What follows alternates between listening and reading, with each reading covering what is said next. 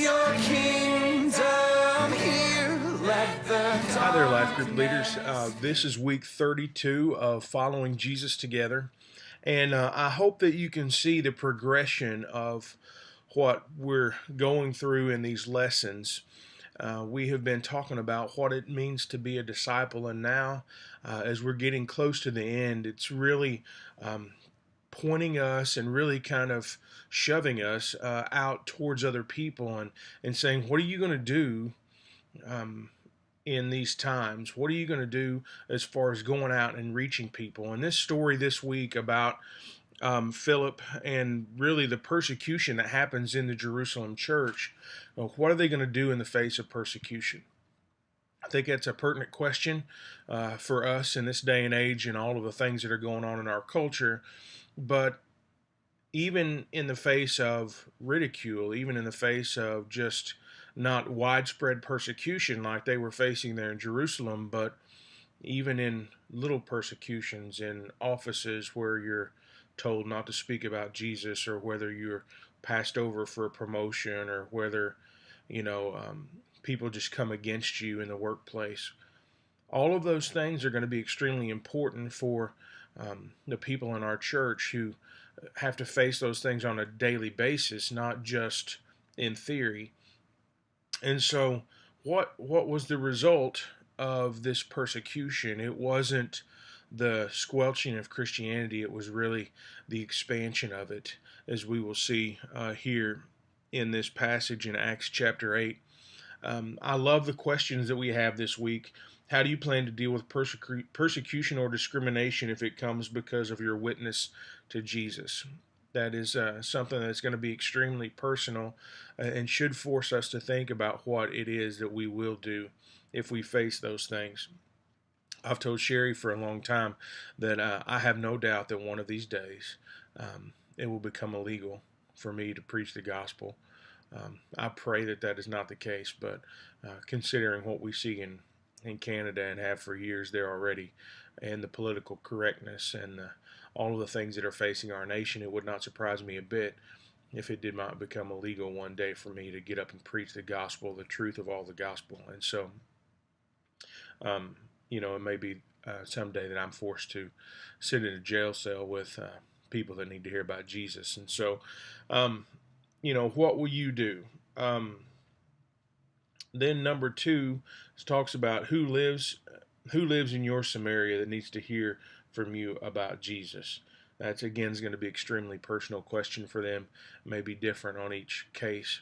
The last question is a little interesting. How will you prepare to witness in one-time meetings with other people? There's an understanding or a prevailing thought, I guess, today in our culture that cold contact evangelism doesn't work. That you have to build relationships, and of course, that's what these life groups are all about: is relational discipleship. Bringing somebody to Christ and then walking through life with them and helping them understand how to live for Him. But that does not automatically mean that cold contact evangelism doesn't work anymore, because if you're watching this on March the 4th, you're going to hear in my sermon today that absolutely it's a work of the Spirit of God in a person's heart that brings about salvation. And so whenever we discount cold contact or one-time meeting of somebody and sharing the gospel with them, we're in essence discounting the work of the Spirit, the ability of the Spirit in that person's life, even the working of the Spirit that's happened previous to us meeting them.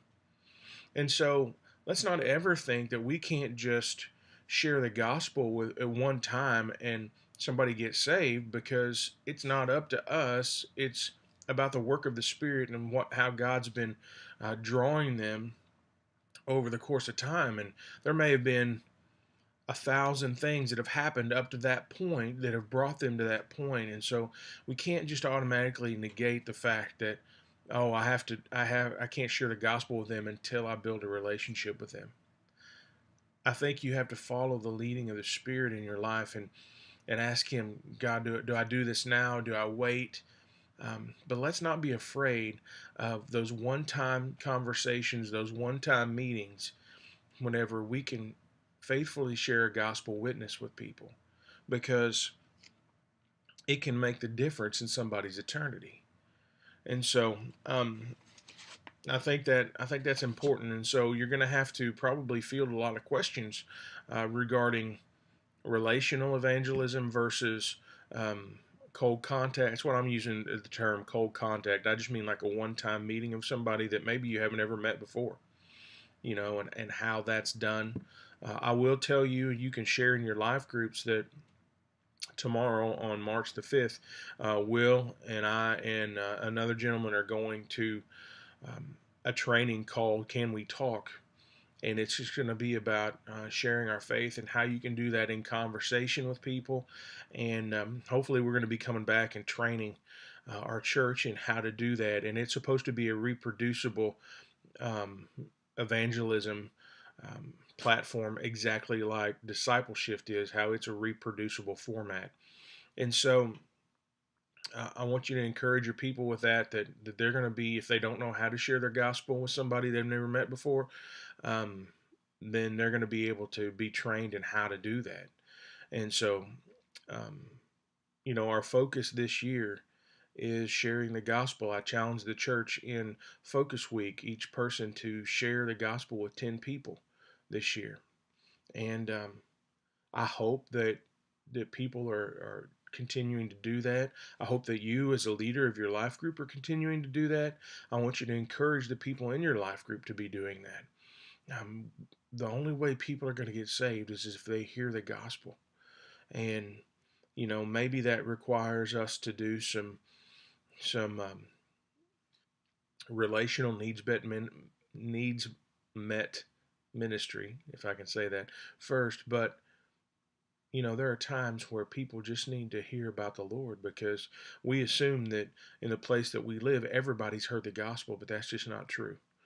I guarantee you there are people in this town that have never heard the gospel of Jesus Christ, and we need to make sure that we reach them, because who else will? Who else is going to make the effort if God's people won't go after them? Who else is going to make the effort to go get them?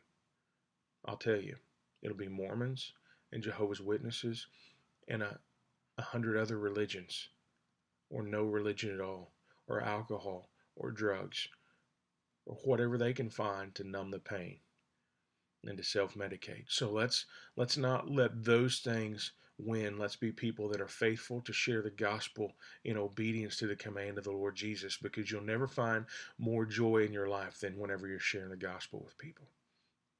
So week 32 is called On Fire, and I think there's a reason for that. It's because sometimes there is fire in our life that causes us to be on fire for the Lord Jesus. And so let's do that, and let's train other people to do that this week. Holler at me if you have any questions before. Otherwise, I hope you have a great life group this week. Thanks. Let's win this nation.